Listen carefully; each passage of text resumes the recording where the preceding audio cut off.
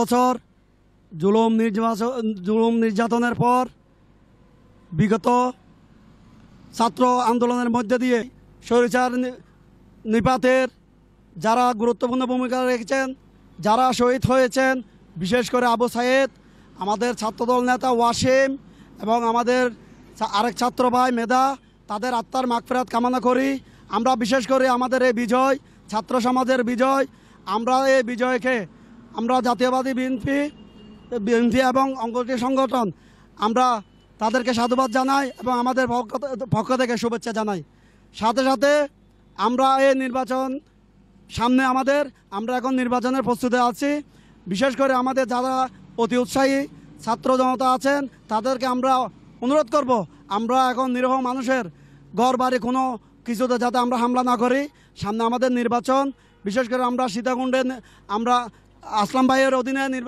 আমরা আসলাম ঐক্যবদ্ধ, আসলাম ভাইয়ের অধীনে আমরা জাতীয়বাদী বাংলাদেশ এর কাজ করে আমরা আসলাম ভাইকে আমরা মুক্ত করে অতি সঙ্গে আমরা সীতাকুণ্ডে মিছিল করব। দেশবাসীকে পৃথিবীর সরকার থেকে আমরা নিজেদেরকে মুক্ত করতে পারছি এবং জনগণ যে উৎসব মুখরভাবে এই সরকারকে, পৃথিবীর সরকারকে, আওয়ামী লীগ সরকারকে, স্বৈরা শাসককে যেভাবে বিদায় দিয়েছে, আমরা আল্লাহর কাছে লাখ লাখ শুকরিয়া এবং দেশবাসীকে জানাচ্ছি যে আমরা কোনো সহিংসতার মধ্যে নাই, আমরা সবাই দেশবাসীর পক্ষে যেন কোনো সংখ্যালঘু কোনোভাবে চেষ্টা চালিয়ে যাচ্ছি যে এদেরকে কোনো যেন পাহারা দিচ্ছি যে তাদের কোনো ক্ষতির মধ্যে না পড়ে এবং সীতাকুণ্ডবাসী এবং সকল ওয়ার্ড এবং ইউনিয়ন এবং থানার মধ্যে আমরা অবস্থান করে আমরা তাদেরকে জানমালের নিরাপত্তা দিচ্ছি এবং এই রাতে আমরা পাহারাও দিচ্ছি। আমরা তাদেরকে খাদ্য, বস্ত্র, বাসস্থানের ব্যবস্থা করতেছি যেন তারা